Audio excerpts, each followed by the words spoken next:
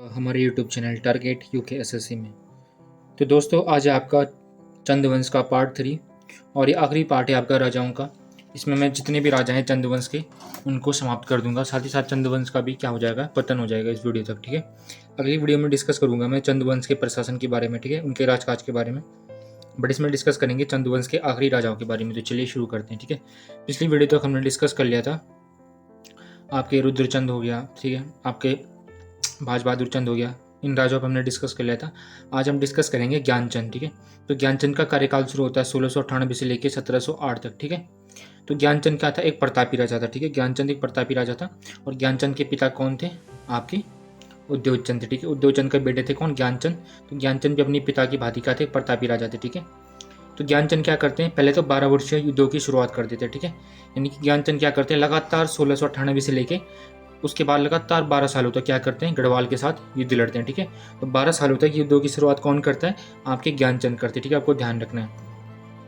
इन्हीं युद्धों के क्रम में जब वो 1699 में क्या करते हैं, गढ़वाल पे आक्रमण करते हैं, तो पिंडर घाटी कहाँ है आपकी, ये बागेश्वर वाले एरिया में। ठीक है, तो बागेश्वर वाले एरिया यानी कि पिंडर घाटी में क्या करते हैं, आक्रमण करते हैं और बदानगढ़ से क्या करते हैं, नंदा देवी की स्वर्ण मूर्ति को चुरा कर क्या करते हैं, नंदा देवी मंदिर में क्या करते हैं, स्थापित करते हैं। ठीक है, तो यहाँ से दो मिलते जुलते क्वेश्चन हो गए जिनको आपको ध्यान रखना है।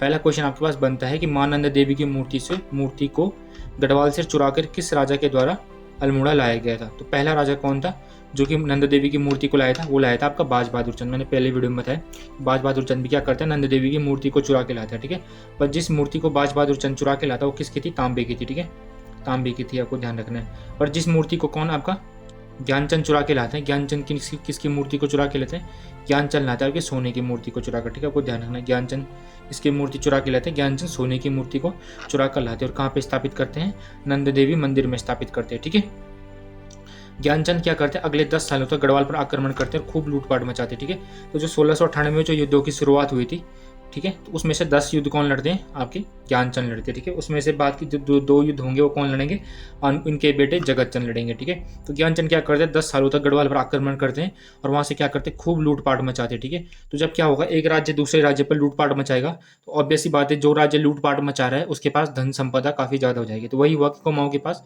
काफ़ी ज़्यादा खजाना इकट्ठा हो गया। ठीक है, उसके अलावा कत्यूर घाटी में बद्रीनाथ मंदिर की स्थापना भी कौन कराते हैं, ज्ञानचंद कराते हैं। इंपॉर्टेंट पॉइंट है, ध्यान रखिएगा, कत्यूर घाटी में बद्रीनाथ मंदिर की स्थापना किस चंद राजा के द्वारा करवाई गई थी, तो आपके ज्ञानचंद के द्वारा करवाई गई थी, आपको ध्यान रखना। ठीक है, अब ज्ञानचंद की मृत्यु के बाद राजा कौन बनता है, राजा जगतचंद बनते हैं। ठीक है,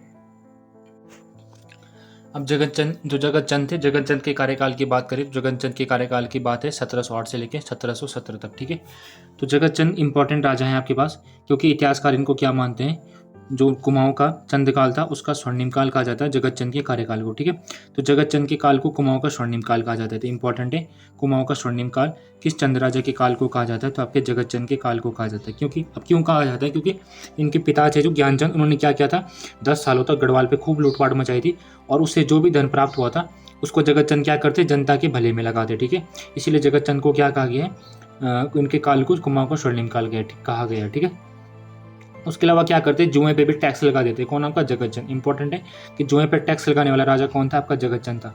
जगतचंद पहला और एकमात्र चंद राजा था जो कि गढ़वाल की राजधानी किसवे, श्रीनगर को 1715 में विजित कर दिया था। ठीक है, तो ये जगतचंद का गढ़वाल विजय अभियान था जो कि शुरू होता है कब, 1709 से। ठीक है, आपको ध्यान रखना है, क्योंकि जो 12 वर्षीय युद्धों की शुरुआत हुई थी उसमें से 10 युद्ध तो कौन लड़ते हैं, जगतचंद के पिता लड़ते हैं। ठीक है, उसके बाद जो बाद के 2 युद्ध हैं वो कौन लड़ता है, आपका जगतचंद लड़ते हैं। ठीक है, पहला तो 1709 में और दूसरा आपका 1715 में। ठीक है, अब जब क्या होता है कि अब जगतचंद क्या करते हैं, श्रीनगर को जीत जाते हैं। तो श्रीनगर को जीतने के बाद क्या होता है, चुआ का राजा कौन था उस समय, फतेहपति शाह। उस समय गढ़वाल में कौन राजा शासन कर रहा था, जगतचंद के साथ समकालीन, तो फतेहपति शाह था। ठीक है, और फतेहपति शाह भी आप गढ़वाल में पढ़ेंगे कि प्रतापी राजा था। और जब क्या होता है, श्रीनगर को हार जाता है कौन, फतेहपति शाह। तो फतेहपति शाह यहाँ से भागकर कहाँ चल जाते हैं, मान जाते हैं कि वो कहाँ चल जाता है, दून यानी कि देहरादून चल जाता है। ठीक है, तो जब फतेहपति शाह देहरादून चले जाता है तो श्रीनगर किसके कब्जे में आ गया, आपके जगतचंद के कब्जे में आ गया। ठीक है, अब जगतचंद क्या करता है, पहले तो खूब लूटपाट मचाता है, जितना भी सोना चांदी था वो सब लूट लेता है। ठीक है, उसके बाद क्या होता है, जो पुरियाने थनी था, पुरियाने थनी कौन था, पुरियाने थनी था फतेहपति शाह का क्या, दरबारी। ठीक है, दरबारी। और जो आपका पुरियाने थनी था उसको ही क्या कहा जाता है, गढ़ चाणक्य कहा जाता है। ठीक है, आपने पढ़ा होगा गढ़वाल का चाणक्य किसको कहा जाता है, पुरियाने थानी को कहा जाता है। ठीक है, तो जब पुरियानैथनी देखता है कि उसका जो राजकाज है, उसका जो राजा है फतेहपति शाह, वो भाग चुका है, ठीक है, बल्कि पुरियानैथनी ने अपने राजा को भगवाया था, ठीक है। जब पुरियानैथनी देखता है कि श्रीनगर पे किसका कब्जा हो गया, चंद राजा जगतचंद का कब्जा हो गया, तो पुरियानैथनी क्या करता है, जगतचंद के पास जाता है और उसको अपनी बहली फुसली बातों में फुसला कर क्या करता है, बोलता है कि आप श्रीनगर को किसी ब्राह्मण को दान दे दीजिए, ठीक है। तो जगतचंद बोलता है कि ब्राह्मण को मैं अभी कहाँ से लाऊं, तो पुरियानैथनी बोलता है मैं खुद ही ब्राह्मण हूँ, आप मुझे श्रीनगर को दान दे दीजिए। तो जैसे ही क्या करता है जगतचंद श्रीनगर को दान दे देता है, किसको, पुरियानैथनी को, और जगतचंद क्या करता है, वापस कुमाऊं लौट जाता है, ठीक है, वापस कुमाऊं लौट जाता है, कौन, आपका जगतचंद। तो उसके बाद क्या होता है, फिर फतेहपति शाह श्रीनगर में वापस आता है, और जैसे ही जगतचंद वापस जा रहा था तो फतेहपति शाह को बोलकर क्या करता है, दोबारा जगतचंद पे आक्रमण करवा देता है, कौन, आपका पुरियानैथनी, ठीक है। तो जब 1710 में क्या होता है, वापस जाते हुए जब 1710 में, सॉरी 15 नहीं हो गए, 10 होगा, ठीक है, हाँ। तो जब 1710 में क्या था, श्रीनगर को जीतकर कौन, आपका जगतचंद वापस जा रहा था, तो फतेहपति शाह क्या करता है, पुनः जगतचंद पे आक्रमण कर देता है, ठीक है। और क्या होता है, इस युद्ध को कौन हार जाता है, इस युद्ध को हार जाता है कौन, जगतचंद, ठीक है। तो जो 12 वर्षीय युद्ध चल रहे थे, 12 वर्षीय युद्ध चल रहे थे, इसमें जो आखिरी युद्ध था उसको हार जाता है कौन, आपका जगतचंद, ठीक है। उसके बाद क्या होता है, युद्धों की समाप्ति हो जाती है। उसके बाद ना जगतचंद युद्ध लड़ता है, ना आपका कौन युद्ध लड़ता है, फतेहपति शाह युद्ध लड़ता है, ठीक है। तो इंपॉर्टेंट कार्य थे जगतचंद के कि कैसे जगतचंद ने क्या किया था, 1709 में पहले गढ़वाल पे आक्रमण किया, उसके बाद 1710 में भी आक्रमण किया, और क्या किया, श्रीनगर को जीत गया, ठीक है, श्रीनगर को जीत गया कौन, आपका जगतचंद 1710 में। उसके बाद क्या होता है, श्रीनगर को जीतने के बाद वापस आते हुए फिर जगतचंद हार जाता है, ठीक है। उसके बाद क्या होता है, युद्धों की समाप्ति हो जाती है। और इंपॉर्टेंट फैक्ट है कि जगतचंद के काल को चंद्रवंश का स्वर्णिम काल कहा जाता है, ठीक है। और जुए पर टैक्स लगाता है कौन, आपका जगतचंद। उसके अलावा जगतचंद के कार्यकाल में एक इंपॉर्टेंट है कि जो जगतचंद के कार्यकाल में जो नंदा देवी की मूर्ति थी, ठीक है, नंदा देवी की मूर्ति थी, मतलब किसके पास, जगतचंद के पास, जो कि इनके पिता लाए थे, ज्ञानचंद लाए थे, उसको कोई चुरा देता है, ठीक है, स्वर्ण मूर्ति को कोई चुरा देता है। तो जब स्वर्ण मूर्ति को चुरा देता है और जगतचंद को पता चलता है कि स्वर्ण मूर्ति चोरी हो चुकी है, तो जगतचंद कहीं राज्य में उसकी बदनामी होगी कि कैसे राजा के राज्य से स्वर्ण मूर्ति मतलब क्या होगी, चोरी होगी। तो जगतचंद क्या करता है, रातों ही रात सोने के सिक्के पिघलाकर एक नई नंदा देवी की मूर्ति का निर्माण करता है। तो आप इससे अंदाजा लगा सकते हैं कि राजा के पास कितना धन था और कितना वैभवशाली राजा था कौन, आपका जगतचंद, ठीक है। अब 1720 में क्या होता है, इसको चेचक हो जाता है, ठीक है, चेचक की बीमारी के कारण आपके जगतचंद की मृत्यु हो जाती है, ठीक है। उसके अलावा एक किताब है, ठीक है, आप ध्यान रखिए, किताब है कौन सी, जगतचंद्रिका। जगतचंद्रिका नामक किताब है जिसकी रचना किसने की थी, पद्मदेव ने की थी। यहाँ पे लिखा भी मैंने, पद्मदेव के द्वारा जगतचंद पे एक पुस्तक लिखी गई है, ठीक है, जिसका नाम क्या था, जगतचंद्रिका, ठीक है, जगतचंद्रिका इस किताब का नाम था, ठीक है, आपको ध्यान रखना है। अब जगतचंद के बाद इसका बेटा राजा बनता है कौन, देवीचंद। तो देवीचंद का कार्यकाल 1720 से लेकर 1726 तक था, ठीक है। अब जितने भी राजा आपने इससे पहले पढ़े वो सारे प्रतापी राजा थे, ठीक है। बाद बहादुर चंद हो गया, उद्योग चंद हो गया, उसके बाद कौन बना था आपका, उद्योग चंद के बाद आपका ज्ञानचंद हो गया, ज्ञानचंद के बाद जगतचंद, ये सारे प्रतापी राजा थे। अब यहाँ से क्या होगा, कुमाऊं वंश का पतन होना शुरू होगा, ठीक है।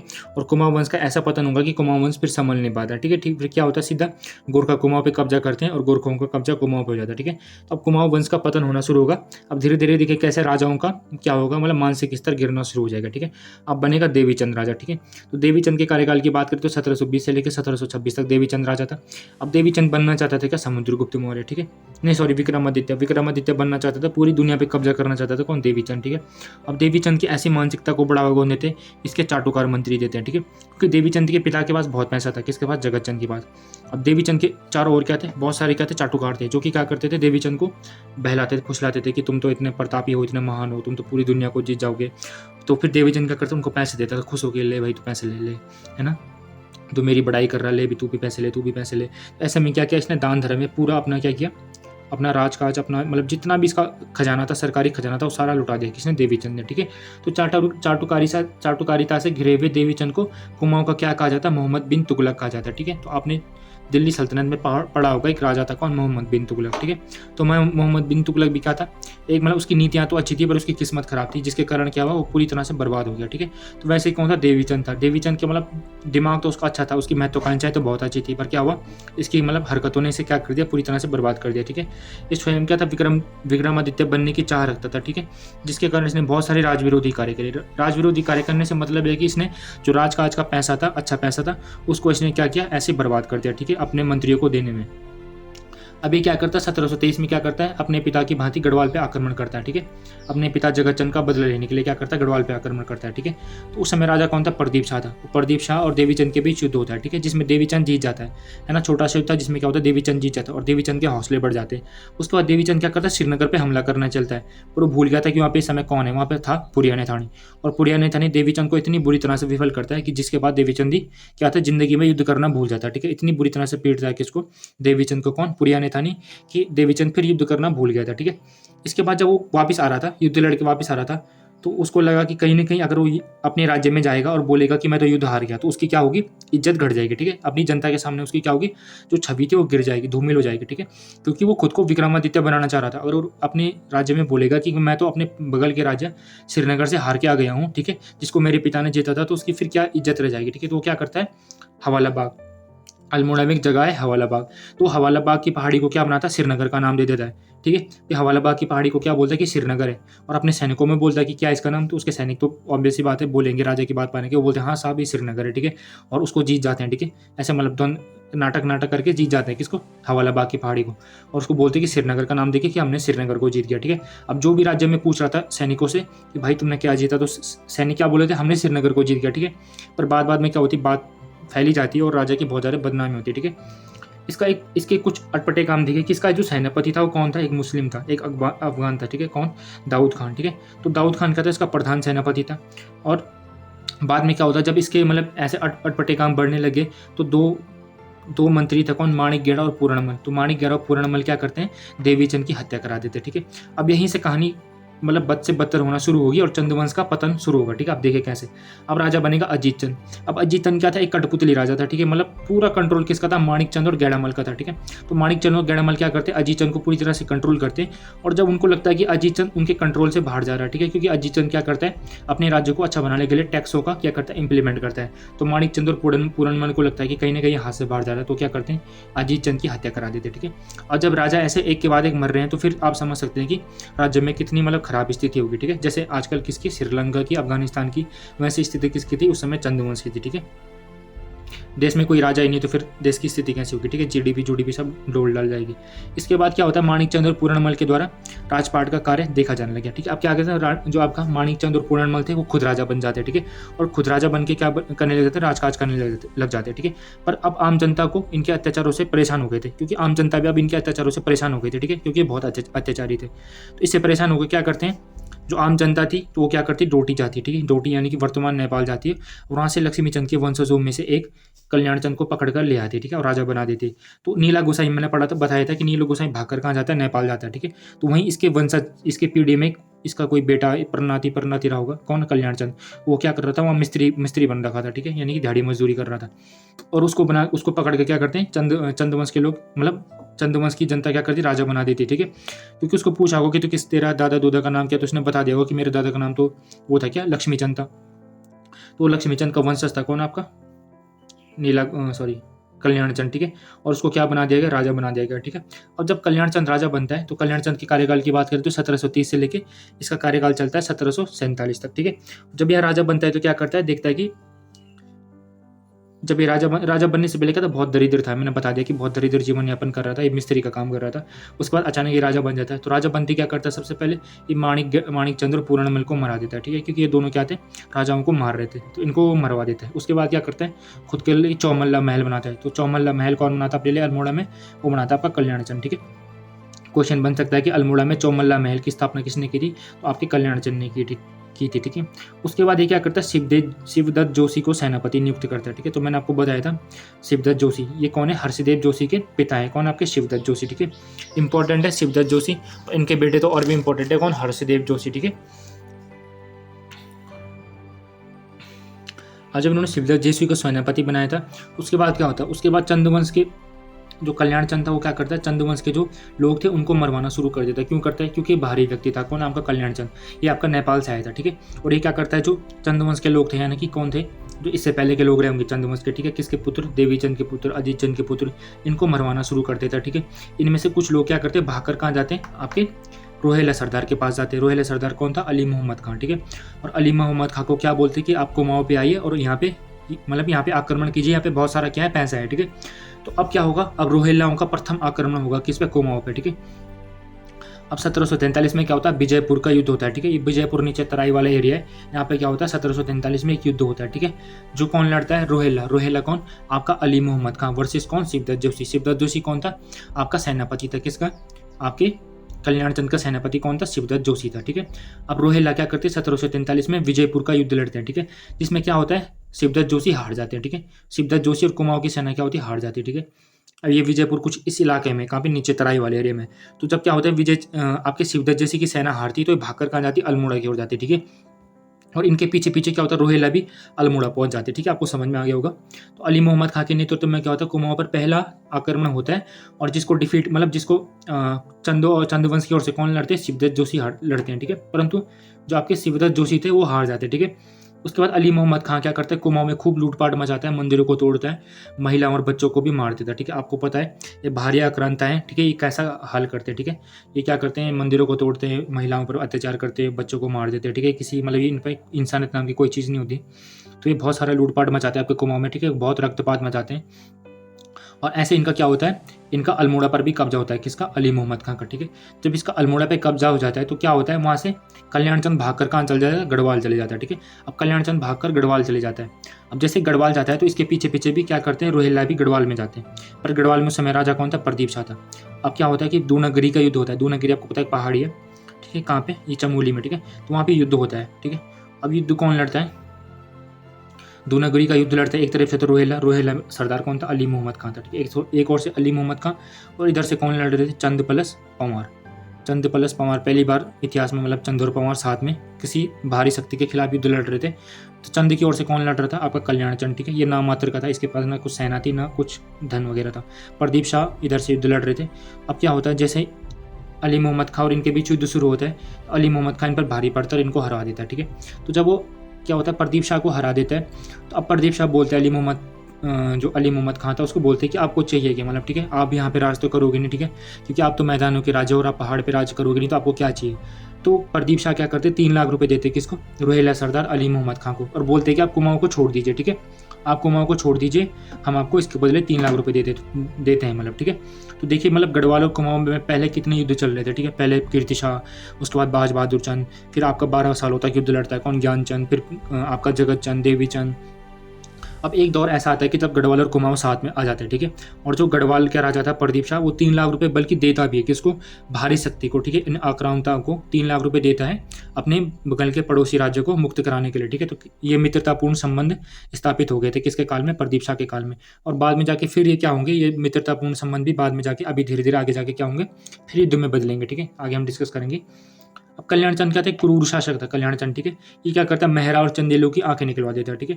कौन, आपका कल्याण चंद। और ऐसा क्या होता है, कल्याण चंद की मृत्यु हो जाती है, ठीक है। अब हम आगे डिस्कस करेंगे अगले राजा पे, चलिए शुरू करते हैं, ठीक है। तो अब बात करेंगे कल्याण चंद्र के पुत्र दीपचंद पे, ठीक है। तो दीपचंद का कार्यकाल था 1747 से लेके 1777 तक, ठीक है। अब जो दीपचंद था वो थोड़ा सा कैसा शासक था, वो थोड़ा सा सीधा शासक था, ठीक है। मतलब उसको राजकाज के क्या, मतलब राजपाट का ज़्यादा ज्ञान नहीं था, किसको, दीपचंद को।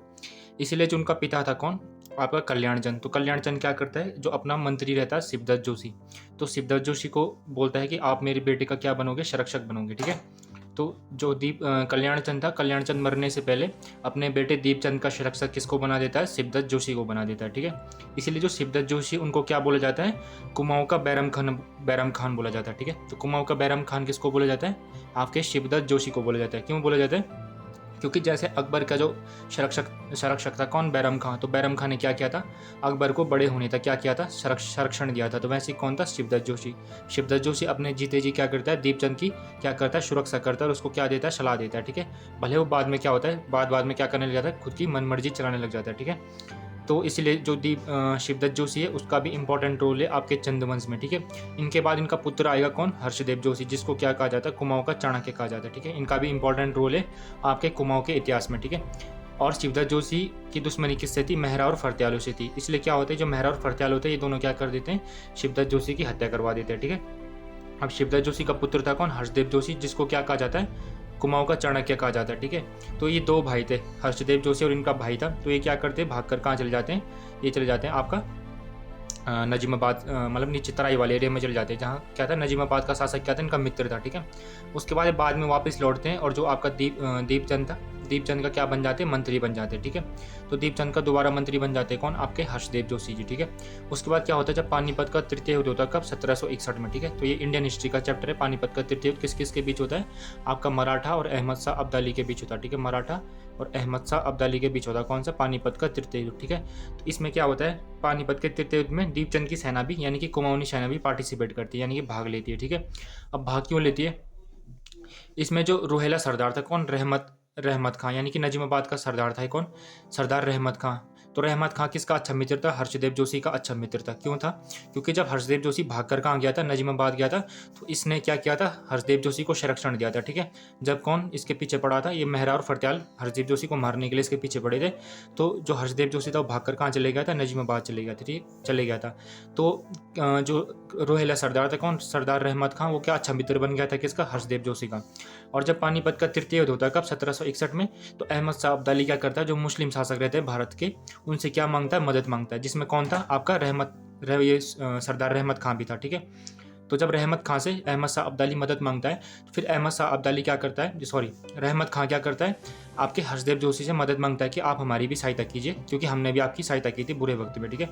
तो जो ये सरदार रहमत खां होता है, क्या हर्षदेव जोशी से मदद मांगता है, और हर्षदेव जोशी क्या करता है, दीपचंद से बोलकर एक कुमाऊनी सेना क्या करता है, दीपचंद से बोलकर कुमाऊनी सेना को लेकर कहाँ जाता है, पानीपत के तृतीय युद्ध को लड़ने जाता है, ठीक है। पर आपको पता है हर्षदेव जोशी को क्या बोला जाता है, कुमाऊं का चाणक्य बोला जाता है, ठीक है। क्यों बोला जाता है, क्योंकि इसकी बुद्धि बहुत तेज थी। अब इसको पता था अगर मैं युद्ध लड़ने गया तो क्या होगा, अगर मैं वहाँ मारा गया तो इसको पता था कि कहीं ना कहीं अगर मैं युद्ध लड़ने गया तो मैं वहाँ मारा जा सकता हूँ। इसलिए क्या करता है, ये खुद नहीं जाता है, ये क्या करता है, अपने सेनापति किसको, हरिराम जोशी को, और उप सेनापति बीरबल नेगी को युद्ध में भेज देता है, क्या सेनापति बनकर। वो खुद क्या करता है, अब जब युद्ध लड़ने तो ये भी जाता है कौन, आपका सरदार रहमत खां। युद्ध लड़ने कौन कौन जाता है, अब सरदार रहमत खां अपनी सेना को लेकर जाता है, उसके साथ साथ दीपचंद की कुमाऊनी सेना को लेकर कौन जाते हैं, सेनापति हरिराम जोशी और उप सेनापति बीरबल नेगी, ये दोनों भी जाते हैं। अब बच गए नजीमाबाद, तो नजीमाबाद में किसी न किसी को तो शासन करना था। तो जो सरदार रहमत खां था वो क्या करता है, वो बोलता है कि जब तक मैं युद्ध से वापस लौटूंगा तब तक हर्षदेव जोशी आप क्या करेंगे, हमारा राजकाज संभालेंगे, ठीक है। तो जब तक पानीपत का तृतीय युद्ध चलता है, तो उस समय तक नजीमाबाद का शासन कौन संभाला था, आपका हर्षदेव जोशी संभाला था, ठीक है। ये बहुत चाणक्य बुद्धि का इंसान था हर्षदेव जोशी, ठीक है। तो आपके पास क्वेश्चन बनेगा कि पानीपत के तृतीय युद्ध में किस चंद राजा ने भाग लिया था, किस चंद राजा की सेना ने भाग लिया था, तो दीपचंद की सेना ने भाग लिया था। दीपचंद नहीं लेता भाग, दीपचंद की कुमाऊनी सेना भाग ली थी, ठीक है। क्वेश्चन अच्छा लेवल का बन सकता है कि सेनापति कौन था, हरिराम जोशी, और उप सेनापति कौन था, बीरबल नेगी था, ठीक है। अब दीपचंद की एक प्रिय पत्नी थी कौन, दिलीप मंजरी। तो दिलीप मंजरी थी, तो दिलीप मंजरी की क्या हो जाती है, डेथ हो जाती है। तो दिलीप मंजरी की मृत्यु के बाद उसकी जो अष्ट धातु की मूर्ति है उसको जागेश्वर मंदिर में स्थापित करता है कौन, आपका दीपचंद, ठीक है। तो आपके पास क्वेश्चन बन सकता है कि जागेश्वर मंदिर में किस चंद राजा की पत्नी की मूर्ति है, या किस चंद राजा की अष्ट धातु मूर्ति, तो किसकी है, आपके दीपचंद की पत्नी दिलीप मंजरी की, ठीक है। उसके बाद दिलीप मंजरी की छोटी दिलीप चंद की, एक मिनट, दिलीप चंद नहीं होगा, दीपचंद होगा, ठीक है। दीपचंद की जो दीपचंद था उसकी छोटी रानी थी कौन, श्रृंगार मंजरी, ठीक है। अब श्रृंगार मंजरी क्या थी, एक राजनीतिक चतुर रानी थी कौन, श्रृंगार मंजरी। तो श्रृंगार मंजरी क्या करती है, उसका भतीजा रहता है मोहन चंद, ठीक है, मोहन चंद रौतेला। इसका नाम अभी चंद नहीं होगा, इसका नाम होगा मोहन सिंह रौतेला। तो क्या करती है, मोहन सिंह रौतेला को अपनी सिफारिश पे राज दरबार में क्या बना देती थी, मंत्री बना देती, ठीक है। अब जैसे ही मोहन चंद क्या बनता है, मोहन सिंह रौतेला राज दरबार में मंत्री बन जाता है, तो हर्षदेव जोशी क्या करता है, राज दरबार छोड़ के चले जाता है, क्योंकि उसको कहीं ना कहीं लग गया था कि अब उसकी क्या होगी, उपेक्षा होनी शुरू हो जाएगी। क्योंकि जो श्रृंगार मंजरी थी वो क्या करती थी, दीपचंद के कान भरती थी, किसके खिलाफ, आपके हर्षदेव जोशी के खिलाफ, ठीक है। अब जैसे ही मोहन चंद क्या बनता है, मोहन चंद रौतेला मंत्री बनता है, वो क्या करता है, दिलीप नहीं होगा, ठीक है, दीपचंद होगा, दीपचंद को बंदी बनाकर क्या कर देता है, मतलब कारागार में डाल देता है, ठीक है। साथ साथ क्या करता है, जोशी बंधु यानी कि हर्षदेव जोशी को और उसके भाई को पकड़कर क्या कर देता है, जेल में डाल देता है, ठीक है। जब वो जेल में डालता है तो क्या होता है, जो हर्षदेव जोशी का भाई होता है उसको तो क्या कर देता है, मरवा देता है, ठीक है। उसका एसेसिनेशन करा देता है कौन, आपका मोहन चंद रौतेला। और जैसे हर्षदेव जोशी को भी क्या मिल जाता है, मृत्युदंड मिल जाता है, ठीक है। हर्षदेव जोशी को भी मृत्युदंड मिल जाता है। पर जो लाल सिंह रहता है कौन, इसका मोहन सिंह रौतेला का भाई रहता है कौन, मोहन चंद का भाई रहता है कौन, लाल सिंह।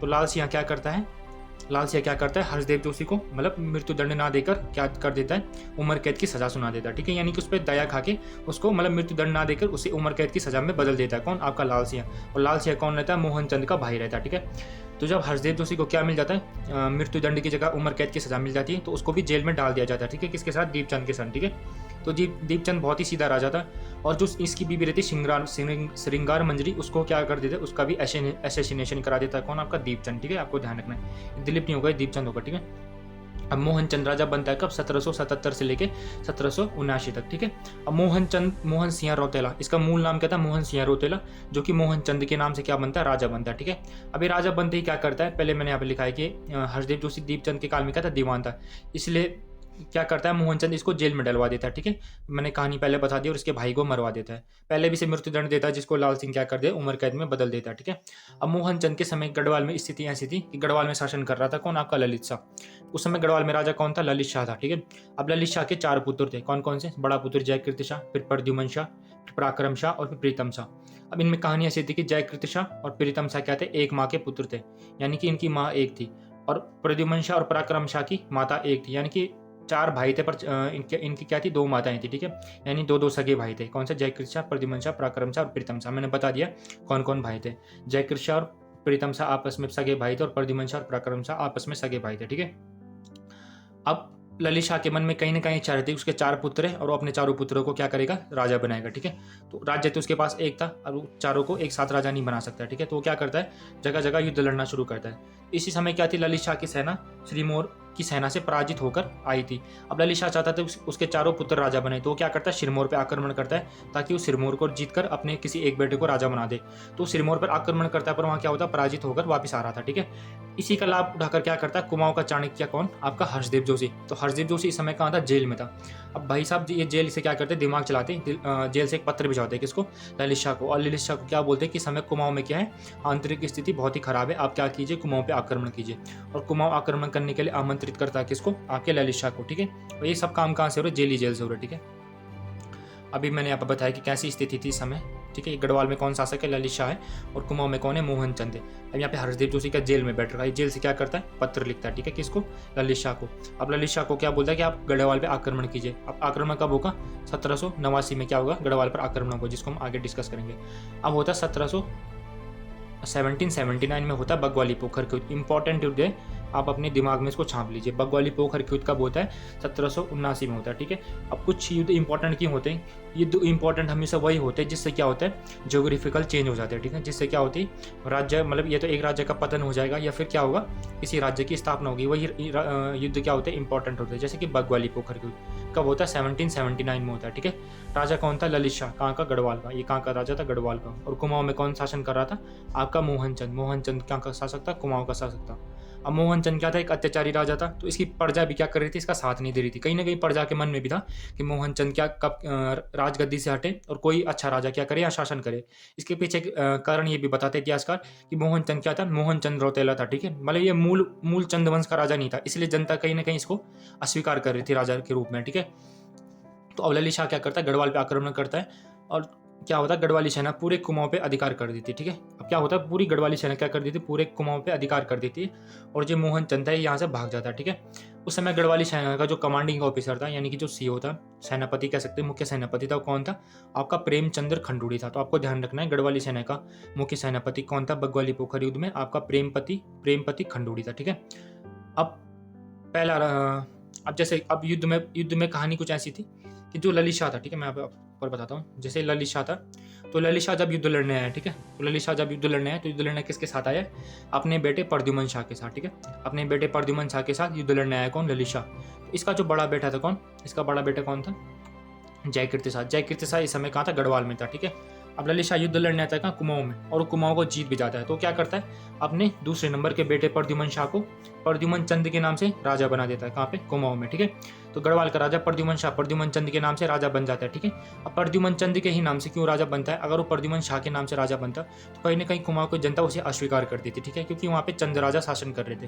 तो जो प्रद्युमन चंद था वो अपना मौलिक पिता मानता है किसको? दीपचंद को। आपके पास क्वेश्चन बन सकता है कि जो प्रद्युमन शाह था वो अपना मौलिक पिता किसको मानता है? दीपचंद को मौलिक पिता मानकर प्रद्युमन चंद के नाम से राजा बन जाता है। ठीक है, अब जब वो प्रद्युमन चंद के नाम से राजा बन जाता है तो ललित शाह अपने बेटे का राज्य अभिषेक करके क्या वापस गढ़वाल लौट रहा था। तो वो राज्याभिषेक करके वापस गढ़वाल लौट रहा था। इसको हम गढ़वाल में ही पढ़ेंगे, पर थोड़ा बता देता हूँ आपको। और वापस लौटते हुए क्या होती है? ललित शाह की मृत्यु हो जाती है। रास्ते में ललित शाह की मृत्यु हो जाती है। ठीक है, मृत्यु का कारण मानते हैं मलेरिया। मलेरिया से क्या होती है? ललित शाह की मृत्यु हो जाती है। ठीक है, तो आपके पास क्वेश्चन बन सकता है कि किस गढ़वाल शासक की मलेरिया से मृत्यु हुई थी। खैर इसको हम गढ़वाल में पढ़ेंगे, पर आप ध्यान रखिए कि ललित शाह की रास्ते में मृत्यु हो जाती है। ठीक है, अब यहाँ पे राजा कौन बन गया? अब जैसे गढ़वाल में खबर पता चलती है कि राजा की मृत्यु हो चुकी है। ठीक है, तो यहाँ पे राजा कौन था? जयकीर्ति शाह। तो जयकीर्ति शाह क्या बन जाता है? राजा बन जाता है। ठीक है, अब यहाँ पे राजा कौन है? यहाँ पे राजा है आपका प्रद्युमन शाह। कहाँ पे? कुमाऊं में। ठीक है, कुमाऊं में राजा कौन है? प्रद्युमन शाह। और गढ़वाल में कौन बन चुका है? जयकीर्ति शाह। और राजा की मृत्यु हो चुकी है रास्ते में। तो प्रद्युमन शाह क्या सोचता है? प्रद्युमन शाह सोचता है कि मेरे बड़े भाई जयकीर्ति शाह ने गद्दी के लिए क्या किया? राजगद्दी के लिए अपने पिता की हत्या करा दी, यानी कि मेरे पिता की हत्या करा दी। कौन सोचता है? प्रद्युमन शाह। जबकि जयकीर्ति शाह क्या सोचता है? जयकीर्ति शाह सोचता है कि प्रद्युमन शाह ने जो ललित शाह थी उसकी रास्ते में हत्या करवा दी ताकि वो क्या करे? कुमाऊं पे शासन कर सके।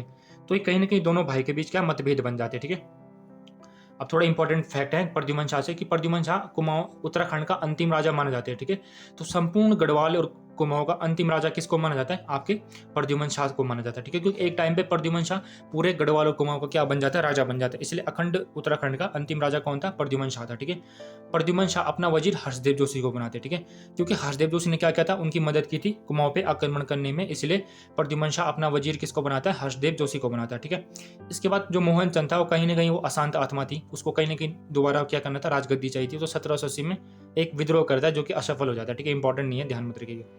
उसके बाद क्या होता है? प्रद्युमन चंद और मोहन चंद के बीच एक युद्ध होता है। ठीक है, जिसमें क्या होता है? अब मोहन चंद मैंने बताया कि ये बहुत ही मतलब कांडी टाइप का आदमी था। तो ये भाई साहब क्या करते हैं? ये जाते हैं प्रयाग। आपको पता है प्रयाग क्या है? धार्मिक जगह। ठीक है, वहाँ पे इनको क्या मिल जाते हैं? नागा साधु मिल जाते हैं। तो ये भाई नागा साधु को बहला फुसलाकर उनके एक फौज बना देते हैं। 4000 नागा साधु की फौज लेके ये युद्ध लड़ने चले जाते हैं किससे? प्रद्युमन शाह से। ठीक है, अब सैनिक तो सैनिक है। ठीक है, नागा साधु क्या इस युद्ध में बुरी तरह से मतलब पराजित हो जाते हैं। ठीक है, और मोहनचंद फिर भाग जाता है। ठीक है, तो आपको ध्यान रखना है कि क्वेश्चन बन सकता है कि किस चंद राजा के काल में नागा साधुओं की फौज ने कुमाऊं पे आक्रमण किया था? तो आपके प्रद्युमन चंद के काल में नागा साधुओं की फौज ने कुमाऊं पे आक्रमण किया था। अब जब ललित शाह की मृत्यु हो जाती है तो उसके बाद प्रद्युमन चंद का बड़ा भाई कौन था? जयकीर्ति शाह, जो क्या बन जाता है? जयकीर्ति शाह क्या बन जाता है? गढ़वाल में राजा बन जाता है। ठीक है, अब राज्य अलग होने के बाद भी दोनों में मतभेद बन जाते हैं। मैंने बताया कि कैसे दोनों के बीच मतभेद बन गए थे। ठीक है, दोनों सोचते हैं कि पिता की हत्या मतलब एक दूसरे ने करवा दी है। ठीक है, अब दोनों के बीच मतभेद बन जाता है। इनके बीच एक युद्ध होता है 1785 में, जिसमें क्या होता है? मैंने यहाँ पे लिखा नहीं है, पर यहाँ पे 1785 में एक युद्ध होता है। इंपॉर्टेंट नहीं है, ध्यान रखिए। 1785 में एक युद्ध होता है जिसमें क्या होता है? जो आपका कुमाऊं की सेना थी वो हार जाती है, यानी कि प्रद्युमन शाह हार जाता है। ठीक है, प्रद्युमन शाह हार जाता है किससे? अपने बड़े भाई जयकीर्ति शाह से। और उस युद्ध को बोला जाता है कि वो कहाँ पे होता है? वो होता है आपका मेरे को गांव ध्यान नहीं आ रहा, मैं आपको कमेंट सेक्शन में मेंशन कर दूंगा किस गांव में वो युद्ध होता है। ठीक है, तो उसके बाद क्या होता है? जब प्रद्युमन शाह युद्ध हार जाता है तो उसके बाद जो आपका कौन था? जयकीर्ति शाह। तो जयकीर्ति शाह क्या बोलता है प्रद्युमन शाह को कि चूंकि मेरे पिता यानी कि ललित शाह ने क्या किया था? कुमाऊं को विजित किया था। ठीक है, ये बात तो कहीं ना कहीं जयकीर्ति शाह की सही थी कि जो मेरे पिता थे कौन? ललित शाह। तो ललित शाह ने क्या किया था? आपके कुमाऊं को जीता था। तो कहीं ना कहीं कायदे से कुमाऊं को गढ़वाल को टैक्स देना होगा। ठीक है, तो ये बात कौन बोलता है? आपका जयकीर्ति शाह बोलता है कि जो मेरे पिता थे आपके ललित शाह ने क्या किया था? कुमाऊं को जीता था। तो जो कुमाऊं को क्या देना होगा? टैक्स देना होगा। किसको? गढ़वाल को। ठीक है, और वो बार बार क्या करता है? प्रताड़ित करता है अपने छोटे भाई किसको? प्रद्युमन शाह को। तो प्रद्युमन चंद को प्रताड़ित करता है। तो प्रद्युमन चंद हर्षदेव जोशी को भेजकर 1785 में क्या कराता है? श्रीनगर पर आक्रमण करा देता है, जिसमें क्या होता है? जो आपका हर्षदेव जोशी था वो क्या करता है? श्रीनगर में खूब लूटपाट मचाता है। ठीक है, जिसको क्या बोला जाता है? जोशियाना कांड बोला जाता है। ठीक है, क्योंकि हर्षदेव जोशी क्या था? जोशी था और वहाँ पे खूब लूटपाट मचाता है, इसलिए इसको क्या बोला जाता है? जोशियाना कांड बोला जाता है। ठीक है, तो आपके पास क्वेश्चन बन सकता है कि जोशियाना कांड किस वर्ष हुआ था? तो आपके 1785 में हुआ था। ठीक है, किसने किया था? हर्षदेव जोशी ने किया था। किसके कार्यकाल में किया था?